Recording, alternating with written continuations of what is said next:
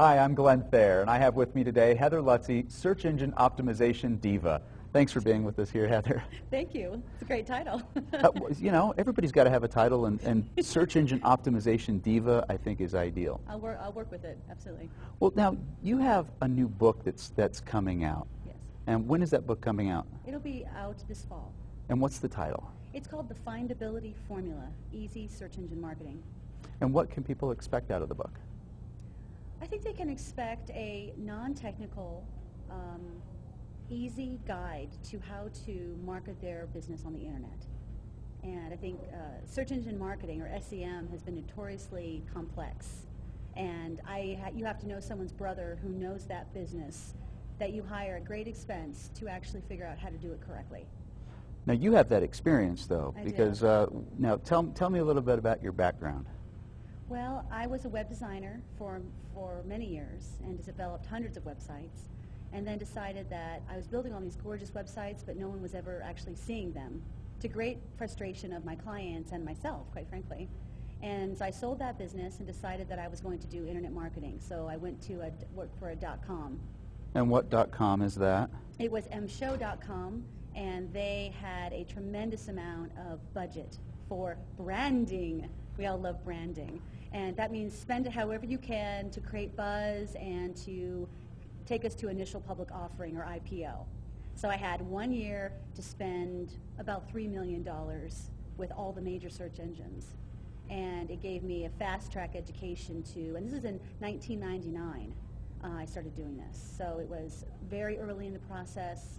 People were just kind of all scrambling to get online, and it was quite a ride. Now, what was your experience then as far as trying to, or should I say, how is it different now, today, in 2008, as opposed to 1999? Well, in 1999, everyone was considered just about buzz. It was about impressions and about CPM, or cost per thousand. It was about getting eyeballs on your site. It was about the stickiness of your site, you know, how long people stayed there. It wasn't about conversions. It wasn't about people actually taking the action that you wanted them to take when they got to your site. It was about just getting people there, traffic, traffic, traffic all the time. And those days have really kind of gone away, and now people are like, you know what, at the end of the day, I still need to pay my bills. Now, talk about conversion for a minute, because Yeah. some people don't understand what conversion is. A lot of people know, hey, I want people to come to my website and come visit it. I need to do search engine marketing. Sure. Or optimization to my website to bring people in, but explain conversion. A conversion is just getting someone to say yes on your site. Now, that yes could be anything from an email sign-up or a newsletter sign-up to a white paper download or to a product purchase even on your site. So you may have a customer say yes to you many times when they visit your site over a course of time. And the first time I come there, I might say yes by signing up for your newsletter because I'm interested in you. Okay. And then I might later buy or fill out a contact form. And every interaction, you want them to do something that gets you part of their consideration process. That's a conversion, getting them to take action on your site. Which is a different story. It's completely different than, obviously that's more on a design aspect, isn't it, when people land to the site as opposed to optimizing it for the search engines. But you have to be found before people can even come to your website. Yeah, and my book's about findability. So for your company, how do I get found on that page? So business owners are always like, this is my keyword. I want to be found on this page. How do I get there? And so if somebody wanted to find me, and my website's glennthayer.com, and they want to find me, and they say, but they're not going to look up my name. They may look for somebody, hey, we need a television host, or we need a master of ceremonies for a show. Exactly. What would I put in for optimization? How would I optimize my website for that? Right. Well, and if you're Microsoft or you're IBM, you have brand recognition. So you don't have to really work maybe as hard because people know who you are. When you're not known, everyone pulls up under their own name. That's a given. Everyone can already assume that that's happening. But what are all the other ways? When I have pain, right, I'm an event planner, right, and I need a good MC, someone who's really comfortable, can really keep the audience going when there's like these long pauses in between speakers or whatever. They're going to type in maybe event MC Colorado, right, experienced MC, famous MC. And there's going to be a million different ways in which they might phrase that and misspell that.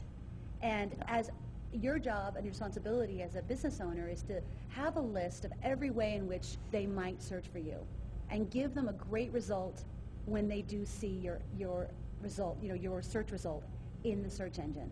So if I typed in MC for bar mitzvah, and you had a bar mitzvah page with all the great recommendations from the parents of your bar mitzvahing their page, or their son's bar mitzvah, right? Then that would be a great user experience for me, because I searched for bar mitzvah MC, I got a bar mitzvah MC page, and now I'm more satisfied as a user that I've got great experience, and I'm going to then endorse you and fill out your form for you to contact me. Okay, that makes sense. Now, what would you say, what would be the top 3 things that business owners need to keep in mind when they're starting to spend money on search engine marketing? I think the first thing would be, don't rush into it. Step back and really talk to your customers. If you have focus groups or you've done some research, look at that data. Understand your customers is the first thing I would look at. Understand how they search. Do your keyword research before you even ever build a website would be my to go farther back.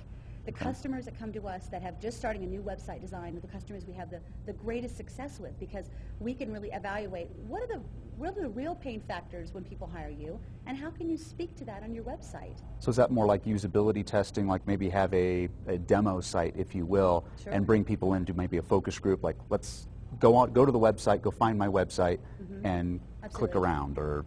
Yeah, so in that effort, those keywords, you could ask past customers, maybe. You could ask existing clients. You could ask prospects. And you can also, there's all kinds of keyword tools on the internet that will give you historical data of how people are searching through search engines. What are some of the places that they can go for finding out what the keywords, what the ideal keywords are? Sure. KeywordDiscovery.com is a very popular website. KeywordMax.com is a great site. If you just type in keyword research in any search engine, as a business owner, you will get a plethora of free and paid tools that will open your eyes to the ways in which customers search for your products and services. Okay. It's not just going to be what you think, which I lovingly call ego keywords. It's like, it's all about me. They're only going to search for my name and my business and maybe 2 or 3 obvious keywords, which it doesn't work that way. It never happens that way. No, you People have to- search the way they, and I think you had mentioned earlier in one of your programs that I'd seen, you talked about your mother searching completely different than what anybody else would ever search, or what you thought. Right. I think it was some along the lines of, I guess you tell the story best. What was she do? How did she get online? Well, I love my mom. I just want to say that in all full disclosure in case she sees this, because I use this story a lot. So, well, I was behind her, and she went to go search for a trip to Paris that we were taking together. And she wouldn't let me do it because she's very internet savvy. She does a lot of work and is an amazing executive assistant. And so she pulls up yahoo.com, goes to the search box on Yahoo and types in www.google.com. Now for her, that's when you search. So she uses Yahoo to search for movie times, to look at recipes and reviews, and she uses Yahoo as her portal site, if you will, and Google to search. So she uses Yahoo's search engine to find Google. Yes, because she's searching now. So Yahoo's doing a great job of kind of being that portal for you, right? You set up your custom page, you have your show times and your stock quotes and, all your favorite websites or whatever. And so that becomes kind of your default homepage, if you will. Google is Google it for a reason. It's not Yahoo it, it's Google it. And it's Google it because people relate to searching and research on Google.